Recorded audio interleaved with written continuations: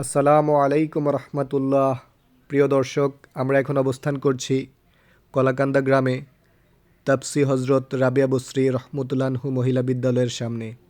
আপনারা বিদ্যালয়ের যেই ভবনগুলো দেখতে পাচ্ছেন, এগুলোর নির্মাণ কাজ প্রায় 5 থেকে 7 বছর পূর্বেই শেষ হয়ে গিয়েছে। এখন আমাদের জনমনে একটাই প্রশ্ন, এই বিদ্যালয়টি কেন আনুষ্ঠানিকভাবে এখনও চালু হয় নাই, বা এখনও কেন চালু হচ্ছে না। দর্শক, এই বিদ্যালয়ের তত্ত্বাবধানে যিনি রয়েছেন, আমরা তার কাছ থেকে জানতে চেয়েছিলাম যে কেন এখনও এই বিদ্যালয়টি চালু হয় নাই, এর পিছনে রহস্য বা কারণ কি। কিন্তু কোনো এক অজানা কারণে তিনি আমাদের ক্যামেরার সামনে কথা বলতে অনীহা প্রকাশ করে। সেটা মানে প্রতিষ্ঠানটা কেন চালু হয় না? না না, এটা তো অনেকে ক্যামেরা অন করা। হ্যাঁ, ক্যামেরা অন করাই, আপনি বলেন, সমস্যা নেই। মানে কেন চালু হয় না, এটা তো মানে এটা যেহেতু আপনারা তো তত্ত্বাবধানে আছেন। না, এটাকে আমরা তো আমি কইতে পারবো না। এই ভবনগুলো যখন নির্মাণাধীন, তখন আমরা ভাবতাম যে এটা আগামী দিনের ইতিহাস সৃষ্টি করবে, কিন্তু আমরা এর সূচনাই দেখতে পাচ্ছি না।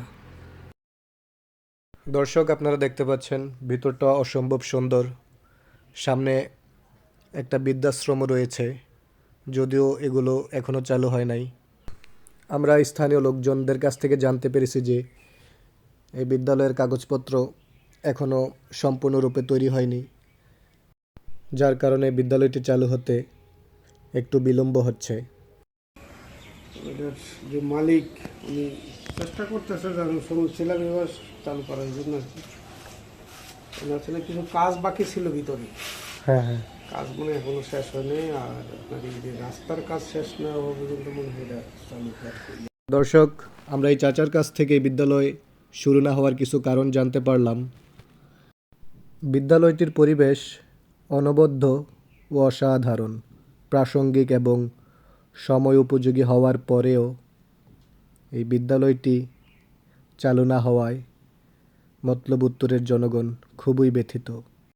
আসুন দর্শক, আমরা এই ব্যথিত হৃদয় নিয়ে বিদ্যালয়ের ভিতরটা একটু ঘুরে দেখি।